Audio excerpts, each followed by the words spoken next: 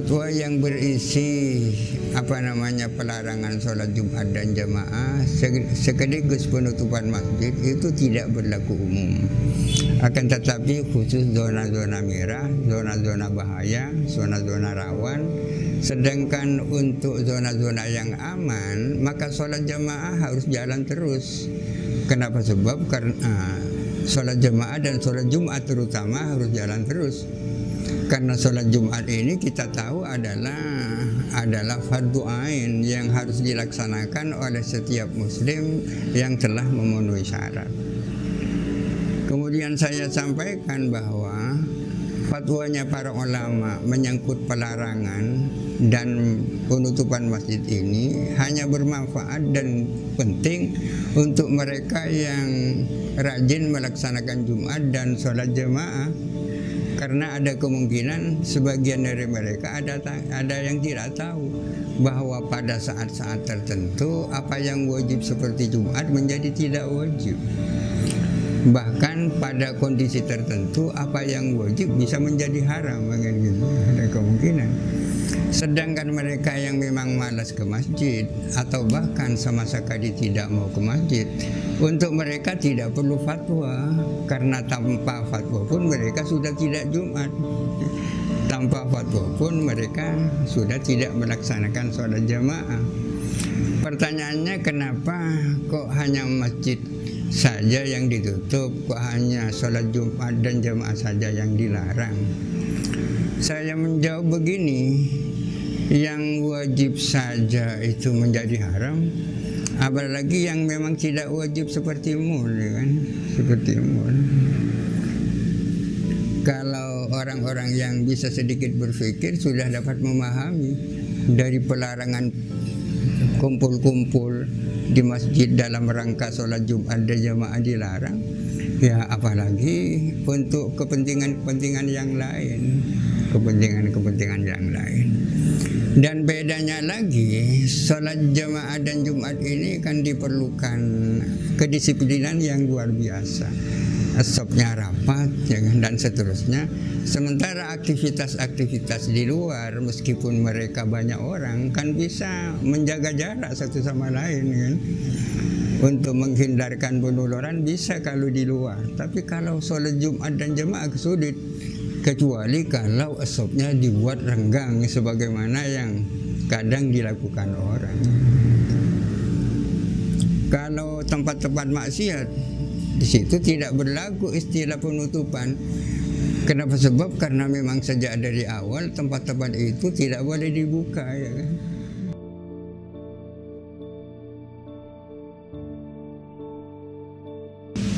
Islam itu tidak hanya memiliki ajaran tawakal, akan tetapi Islam juga memiliki ajaran mawas diri dan ajaran waspada, ya.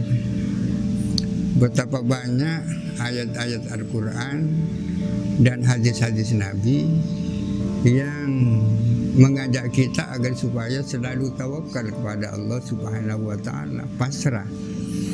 Akan tetapi juga banyak ayat-ayat Al-Quran dan hadis-hadis Nabi yang memerintahkan kita agar supaya mawas diri dan waspada.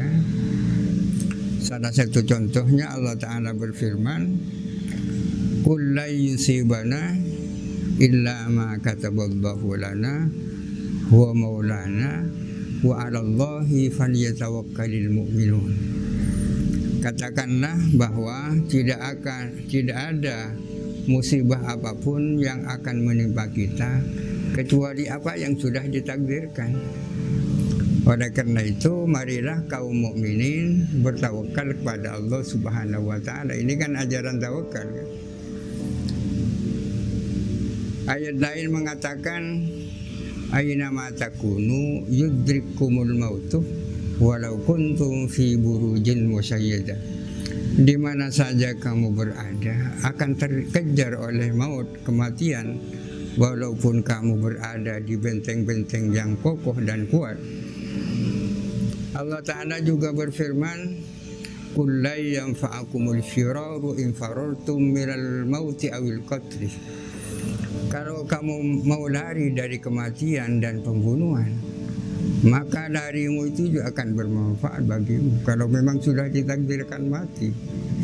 Ini ajaran takdir namanya. Akan tetapi juga banyak ayat dan hadis yang memerintahkan kita agar supaya kita ini waspada dan mawas diri. Misalnya firman Allah Ta'ala, wala tulqu bi aidikum ila tahlukah.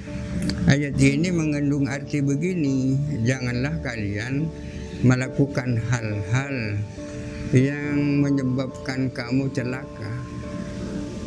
Sebaliknya jangan kamu meninggalkan hal-hal yang menyebabkan kamu celaka. Ini kan ajaran mawas diri namanya. Rasulullah Shallallahu Alaihi Wasallam bersabda, "Firro milal majdumi, firro roka milal asad." Hendaklah kamu lari, maksudnya menghindar dari orang yang terjangkit penyakit kusta. Sama halnya kamu harus lari dari singa. Dekat-dekat dengan orang yang mengidap penyakit kusta sama dengan orang yang dekat dengan singa, artinya dalam kondisi bahaya. Ini kan harus mawas diri namanya. Ini artinya bahwa ajaran tawakal dan ajaran waspada harus berjalan seiring. Dalam waktu yang sama kita tawakal, dan dalam waktu yang sama pula kita harus mawas diri dan harus waspada. Artinya tidak ada pertentangan antara ajaran tawakal dan ajaran waspada dan mawas diri. Harus sama-sama dilakukan.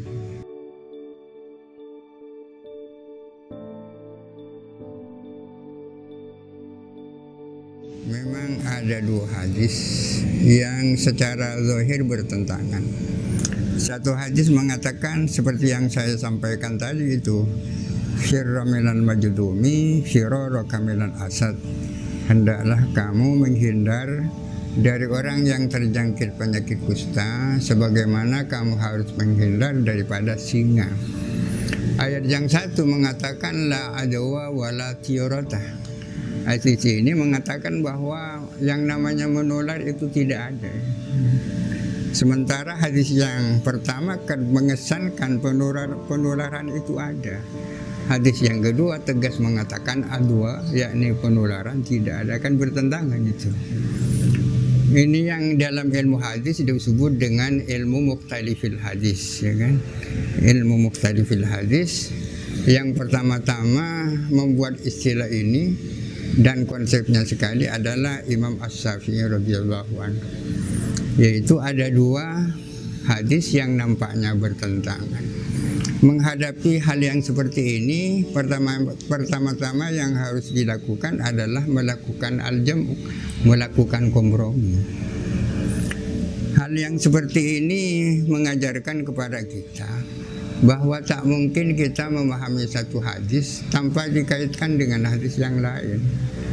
Kita tidak akan memahami hadis firra minal majdumi kalau tanpa dikaitkan dengan hadis la adwa. Sebaliknya kita tidak akan memahami apa arti daripada la adwa kalau tanpa dikaitkan dengan firra minal majdumi. Ini artinya bahwa penularan itu tidak ada. Tidak ada dengan tabiatnya sendiri. Tidak ada sesuatu yang menular dengan tabiatnya sendiri. Sebaliknya penularan itu ada dengan kehendak Allah Subhanahu wa Ta'ala, ya kan? Kehendak Subhanahu wa Ta'ala, kehendak Allah Subhanahu wa Ta'ala terkait dengan penularan ini akan terjadi dengan dikaitkan dengan salah satu sebab. Salah satu sebab yang menyebabkan penularan adalah mukhalatatus sahihi lil maridi, yakni berkumpulnya orang sehat dengan orang yang sakit, berkumpulnya orang sehat dengan orang yang yang terjangkit penyakit kusta. Jadi kalau dua hadis ini dimaknai bahwa pada hakikatnya penularan itu tidak ada terkecuali kalau dikehendaki oleh Allah Subhanahu wa Ta'ala melalui sebab-sebab yang Allah Ta'ala sendiri ciptakan itu.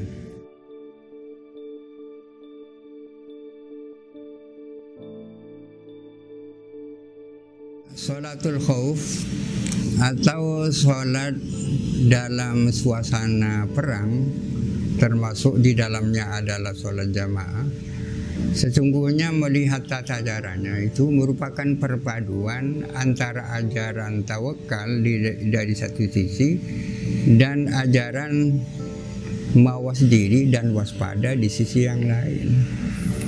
Kita tahu bahwa jamaah dalam suasana perang itu tidak sepenuhnya mereka sholat bersama-sama, ya. Tidak sepenuhnya mereka sholat bersama-sama.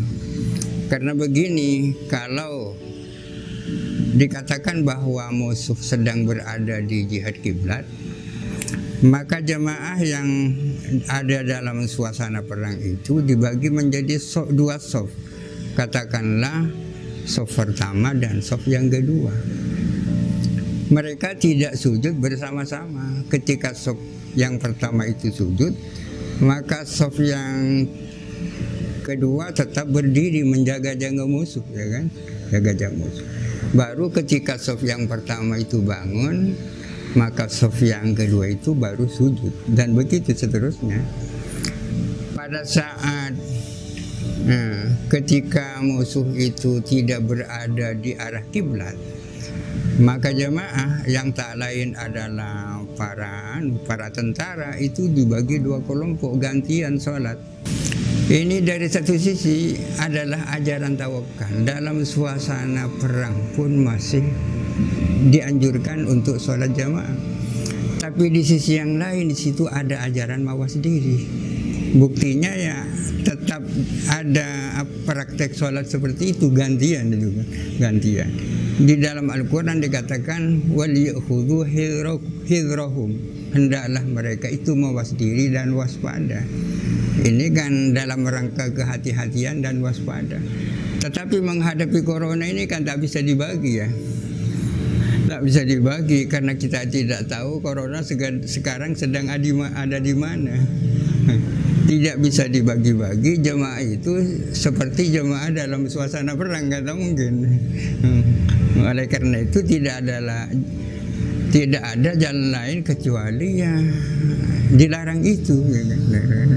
Seandainya kita tahu bahwa yang sedang mengidap corona itu si A, ya, barangkali si A dikeluarkan saja dari masjid, atau coronanya berada di selatan, ya.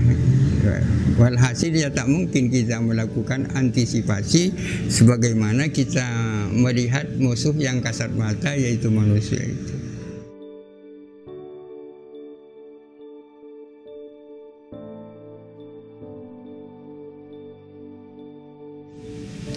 Ya taatilah ulil amri. Ulil amri ini adalah pihak yang memiliki otoritas. Yang memiliki otoritas atau ulil amri itu siapa? Kalau dalam soal agama, terutama agama Islam, adalah para ulama, khususnya para fuqaha. Kalau dalam bidang kesehatan, para ulil amri atau orang yang punya otoritas adalah dokter dan pakar-pakar kesehatan. Para ulama sendiri tidak mungkin berfatwa menyangkut pelarangan tanpa lebih dulu tanya kepada para dokter dan ahli kesehatan. Mereka wajib ditaati. Kalaupun ada sebagian ulama yang berbeda, itu berbeda, ya, meskipun jumlahnya sangat sedikit, namun negara kita sudah mengikuti para ulama yang melarang. Dengan demikian, maka seluruh warga negara terikat dengan keputusan negara itu. Jadi dengan negara kita ini mengambil pendapat yang melarang, berarti khilaf sudah tidak ada. Jadi hukmul hakim yarfa'ul khilaf berarti. Oleh karena itu kita sebagai warga negara, kaum muslimin yang sekaligus menjadi warga negara yang baik, harus taatlah kepada ulil amrinya.